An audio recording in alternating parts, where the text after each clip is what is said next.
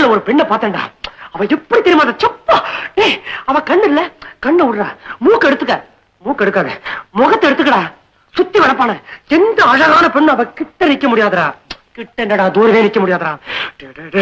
அவ்வளவு பிரமாதமா இருந்தாடா. இருக்கட்டுமே, அழகா இருக்கிறது அவ தப்பு இல்லையே. அப்படின்னா அப்பேற்பட்டவன் எங்க கூட பேசுறாளா, அதான் தப்புங்கிற? பேசுறது எப்படா தப்பாக முடியும்? அவ என்ன பார்த்து ஐ லைக் யூ, உங்களை எனக்கு ரொம்ப பிடிச்சிருக்கு அப்படின்னு சொன்னாடா. அப்புறம் ஏடா, இதுல இருந்து அவளுக்கு என் மேல நல்ல பெரிய இருக்குன்னு தெரியுதுல்ல? நிச்சயமா நிச்சயமானடா, நிச்சயமா.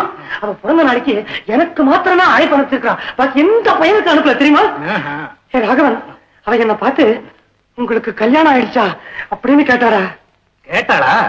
சர்மா கேட்டுட்டு சும்மாதான் கேட்டேன் அப்படின்ட்டாடா. சிரிச்சு மழுப்பிட்டாளாக்கா? காலேஜ்னு ஒண்ணு இல்லன்னா பொழுது போற தெரியாம எவ்வளவு மணி நேரம் வேணா உங்க கூட பேசிட்டு இருப்பேன் அப்படின்னு சொன்னாடா. சுந்தரம், சந்தேகமே இல்லை. முக்கியமான விஷயம், ஒரு ஃப்ரெண்டோட ஹோட்டலுக்கு வந்துவா, ஹேண்ட்பேக் இல்ல கைப்பை, அதை மறந்து வச்சுட்டு அதுக்காக இன்னொரு தடவை வந்துட்டு போயிருக்காடா. தனியா தானே வந்தா? ஆமா, ரெட்டை தடிய வெளியே விட்டுட்டா. ராகவா, அதுக்கு என்னடா அர்த்தம்? அவ உன்னை தனியா சந்திக்கணுங்கிறதுக்காக வந்திருக்கா. ஏன் சந்திக்கணும்? உங்ககிட்ட பேசுறதுக்கு. ஏன் பேசணும்? அவளுக்கு உன்ன ரொம்ப பிடிச்சு போச்சு. ஏன் பிடிச்சு போச்சு? யார் அவன்? அவ உன்னை காதலிக்கிறான். இன்னொரு தடவை சொல்லு.